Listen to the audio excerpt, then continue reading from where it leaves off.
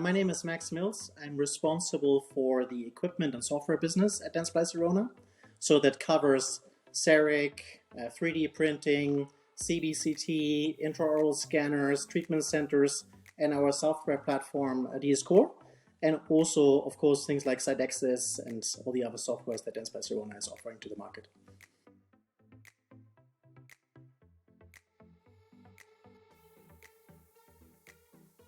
So I think that the single biggest challenge that I hear from dental practitioners is actually staff. Finding sufficient staff, finding competent staff, making sure you can deploy them efficiently, making sure that you use the dentist's time most effectively, and also make sure that things can be delegated, because it's the single biggest cost block of a dental practice, right? 40–50% of the cost of a dental practice is people. And when we think about digital dentistry, it's really about getting more out of the staff's time. It's really about efficiency, right? Because we all know how much time gets lost in, entering data from one system to another, or just packing stuff, or just following up on things, or bringing different data sources together. So it's really about how do you really leverage the most valuable thing you have, and that's the dentist's time and the staff's time.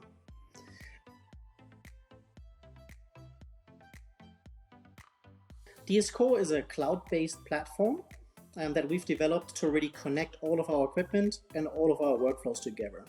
So if you think about cloud technology, you got to think about it not it's a software, it's basically a software with a supercomputer in the background. So for us, it's basically bringing our technology into the next generation, making it future-proof, and simplifying digitalization and IT in a practice. Because over time, what it does is it replaces the need for PCs, for servers, software upgrades, and so forth, because all the data lives in the cloud and all the computing power lives in the cloud. So it dramatically simplifies the amount of time that you spend on really bringing all the different pieces together, because everything is in one system. I think the biggest advantage is time savings at the end, right? If I talk, for example, to implantologists, sometimes they tell me an assistant will take 20 to 30 minutes to bring all the relevant files together, so you can share them with another practice to then maybe do the restorative part of it, right? So that's time that you can really save with it. The other thing is really about future-proofing your equipment and also your software, right? Because you don't have to run updates anymore because they're run in the background. So that's a big advantage. And then ultimately it's about making it easier to integrate new procedures into your practice, right? So whether you want to get into aligners, or you want to collaborate better with your practice, with another practice, or you want to collaborate with your lab more effectively, that's all functions which ultimately about data sharing and collaboration. So that's where kind of the big advantages lie for using something like DScore.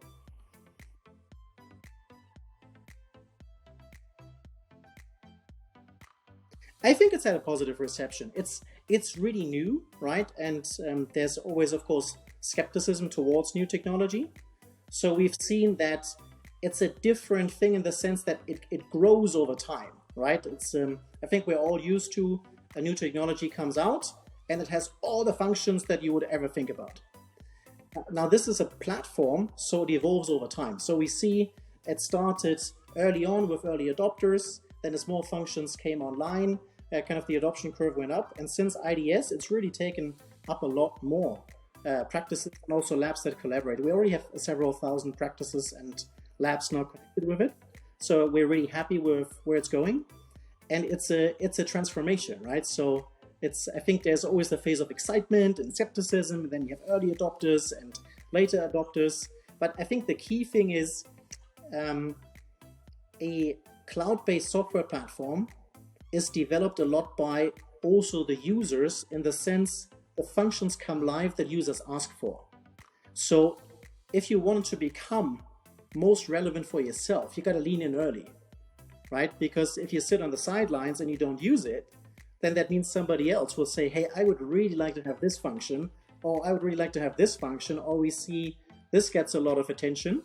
So it's really about, a kind of co-creation, which is different than how products are developed usually when you think about a new machine being developed over several years and then being rolled out.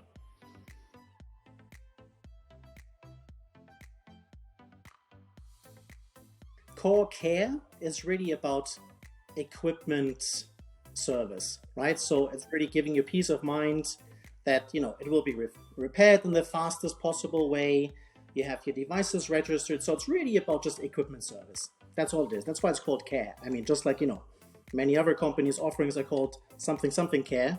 This is about care for the equipment. And in particular for us, that's at the moment CAD/CAM, right? So Milz, printers, scanners. Create is a design service. So we noticed that one of the barriers for chairside manufacturing is that a lot of dentists, of course, feel wary or uncomfortable in designing things themselves. So the Create service is getting designs for your printer. So instead of, you know, designing a night guard yourself, you go on DS-Core, you send basically a scan to us, we'll get you a design back, and all you have to do is press print, right? So the step of actually designing stuff in the software falls away. And we believe that's really attractive for people who would like to have a printer in their practice, but who don't want to learn how to play around with CAD/CAM software.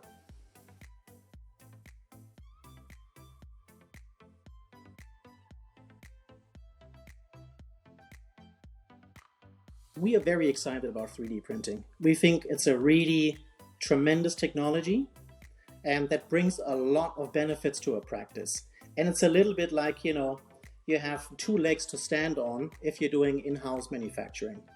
The mill is really, really great for restoration. So for something that's lasting, right? And you need permanence, you need durability. You don't want to, you know, put a new crown into your patient's mouth every couple of years. You want it to be there for 10 years plus, right? So you need a high durability material. And that's why you have prefabricated ceramics, and that's what mills are really great for. Now, of course, this type of manufacturing has downsides in comparison to 3D printing, right? 3D printing gives you a lot more degrees of freedom in terms of what you can design, right? So you can create basically any shape you want. So whether you want to create, I don't know, Yoda or a surgical guide, basically the printer doesn't care, right? As long as you give them a design, they will print. The magic lies then in the materials and the resins, right, that you need in order to then make a final piece, whether it's a night guard or a splint or a temporary restoration. But this flexibility comes with the downside of lower strength of materials, which ultimately means lower durability, right? So it's really great for temporary applications. So if you think about the two things coming together, it's a bit like take an implant procedure, and if you do a guided surgery, there's a couple of things you'll need, right? So first of all, for both machines you need a scanner, and for both of them you need a CAD/CAM software, right? So that's where it's shared. And then the difference comes in really what are you making with it. So you might do the surgical guide with the printer, and you might do a temporary restoration with the printer, but then you put in the permanent restoration, you know, with a material like zirconia or glass ceramics for the permanent restoration in there. So they're really complementary. And we believe there's a really great trajectory of using both of them together for really maximum efficiency in the practice.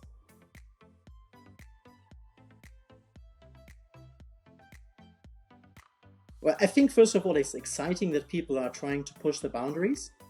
When we look at printing ceramics, what people are actually printing is a composite, right? So it's a resin with a certain amount of ceramic content, but it's still a resin and still a composite. So at the moment, there are not really any long-term clinical studies, or not a lot of them, that say, hey, this is really meant for long-term restoration. I think our vision is really to simplify dental care with the tools of digitalization, right? Today, we'll talk a lot about digital dentistry. I think 5 years from now, we're just going to talk about dentistry, because digital is an underlying tool, and we just want to make it simpler for people to use.